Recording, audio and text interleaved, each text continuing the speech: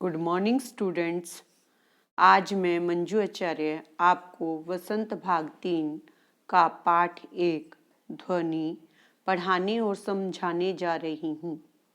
बच्चों, ध्वनि का अर्थ है शोर या आवाज।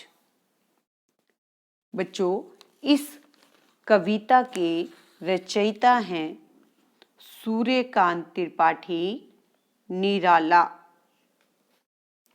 इस कविता में कवि ने बहुत ही कम शब्दों में अपने मनोभावों को व्यक्त किया है।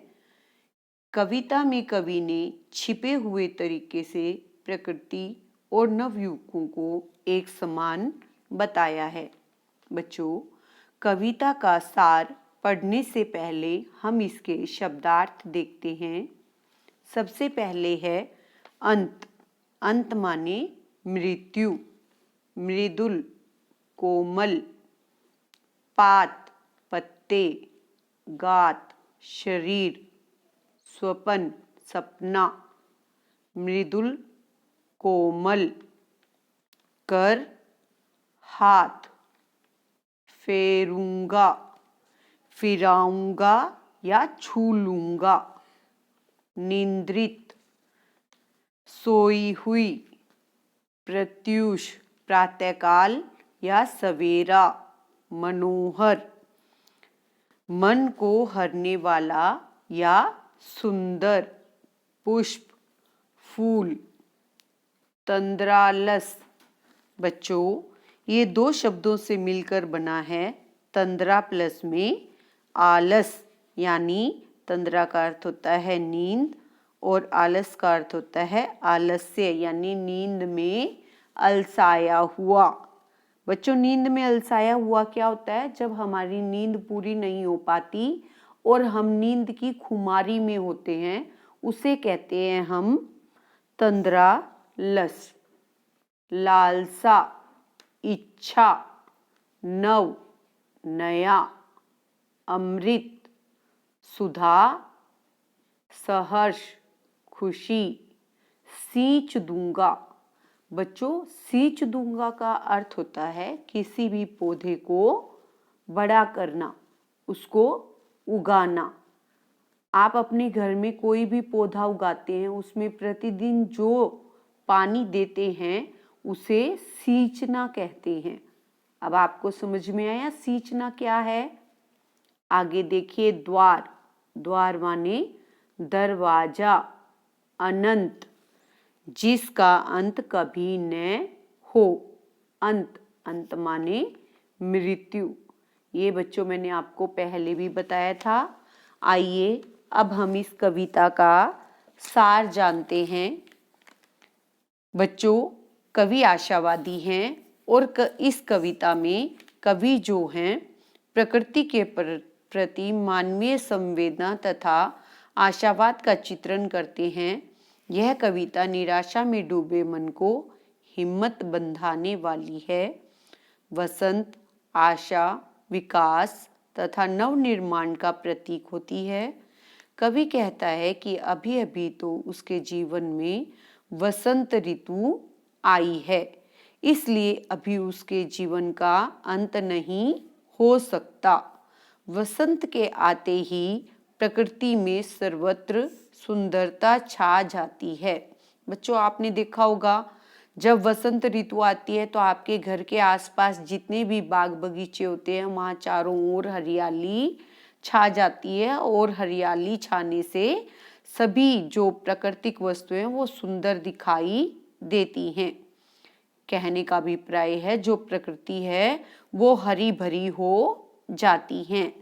डालियां जो हैं वो कलियों से लद जाती हैं। कवि का जीवन भी वसंत के आगमन से बदल गया है। बच्चों, यहाँ वसंत के आगमन का मतलब है कवि जो है उस पर नव यौवन आ गया है। वह नींद में डूबी अलसाई कलियों को जगाना चाहता है।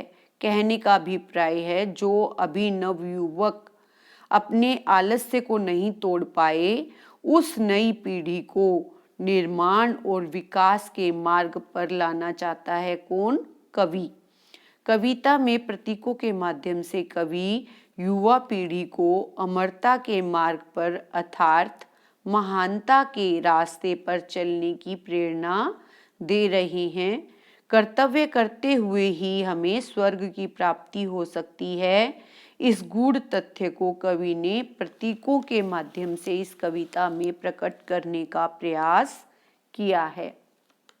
बच्चों, आइए अब हम कविता को समझने का प्रयास करते हैं। सरल शब्दों में इस कविता का सरलार्थ क्या है? अभी न होगा मेरा अंत, अभी अभी ही तो आया है मेरे वन में मृदुल वसंत, अभी न होगा मेरा अंत। बच्चों, कवि जो हैं इस कविता में कहना चाहते हैं कि प्रकृति में वसंत ऋतु का आगमन होने से अभी उसकी प्राकृतिक सुंदरता नष्ट नहीं होगी। प्रकृति कहती है कि उसके जीवन में सुंदर और कोमल वसंत ऋतु का अभी आगमन हुआ ही है।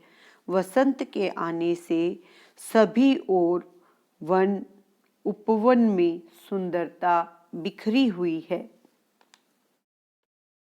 आगे देखिए बच्चों, हरे हरे ये पात डालियां कलियां कोमल गात, मैं ही अपना स्वपन मृदुल कर फेरूंगा निंद्रित कलियों पर, जगा एक प्रत्युष मनोहर। बच्चों, वसंत ऋतु के आने से पेड़ पौधों पर हरे हरे पत्ते फूटने लगे हैं। हरे हरे ये पात का मतलब है, पात माने पत्ते, यानी पेड़ पौधों पर हरे हरे पत्ते फूटने लगे हैं। इन हरे भरे पेड़ पौधों पर कलियां खिलने से इनका शरीर बड़ा ही कोमल दिखाई देता है। डालियां कलियां कोमल गात, गात का मतलब बच्चों आपको बताया मैंने शरीर, तो जो छोटी छोटी डालियां हैं, जो छोटी छोटी कलियां उस पर दिखाई दे रही हैं, उनका शरीर बड़ा ही कोमल दिखाई दे रहा है। वसंत ऋतु कहती है कि अब तक मुरझाए हुए पेड़ पौधे सोए हुए से लगते हैं। अब प्रकृति स्वयं वसंत ऋतु के आने पर किसी सपने की तरह, स्वपन माने बच्चों सपना, मृदुल कर, मृदुल माने कोमल, कर माने हाथों से। अब प्रकृति वसंत ऋतु के आने पर किसी सपने की तरह अपने कोमल हाथों से सोई हुई कलियों को स्पर्श करेगी। प्रकृति के स्पर्श करने से, स्पर्श करने का मतलब होता है बच्चों छूने से, कलियां जो हैं वो खिल उठेंगी। यह समय उनके जीवन में एक सुंदर सवेरे की तरह होगा। बच्चों आगे देखिए, पुष्प पुष्प से तंद्रालस लालसा खींच लूंगा मैं, अपने नव जीवन का अमृत सहर्ष सींच दूंगा मैं, द्वार दिखा दूंगा फिर उनको है मेरे वे जहां अनंत, अभी न होगा मेरा अंत। बच्चों, प्रकृति कहती है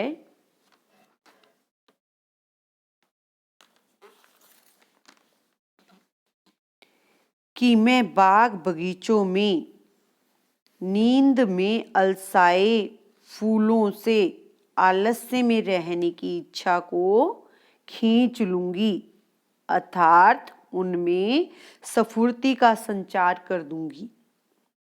पुष्प पुष्प में तंद्रालस, तंद्रालस का आप बच्चों को बताया था मैंने, क्या? नींद की खुमारी। तो यहाँ पर क्या कह रही है प्रकृति कि मैं बाग बगीचों में नींद में जो अलसाए फूल थे उनसे उनके आलस्य में रहने की इच्छा को खींच लूंगी। बच्चों, कड़ाके की ठंड पड़ती है और उस कड़ाके की सर्दी में जो पत्ते होते हैं वो मुरझा जाते हैं, इसलिए उनको क्या कहा गया है? अलसाया हुआ। अब क्या आ गई है, वसंत ऋतु आ गई है, तो वो उसमें क्या भर देगी, उनमें स्फूर्ति का संचार कर देगी। क्या कह रही है ये वसंत ऋतु, जिस प्रकार मैं हमेशा नई बनी रहती हूँ, नवजीवन यानी नए बने रहना, जिस प्रकार मैं हमेशा नई बनी रहती हूँ, उसी प्रकार उनमें भी नवजीवन रूपी अमृत पैदा कर दूंगी यानी भर दूंगी। प्रकृति कहती है कि मैं उन सभी फूलों पत्तों को अपना अनंत सौंदर्य दिखा दूंगी, अर्थात प्रकृति सदैव सुंदर बनी रहती है, उसकी सुंदरता कभी नष्ट नहीं होती, उसका कभी अंत नहीं आता। प्रकृति कहती है कि उसका वसंत रूपी सौंदर्य अभी शुरू ही हुआ है। बच्चों, आपने पाठ को समझने का प्रयास किया। धन्यवाद।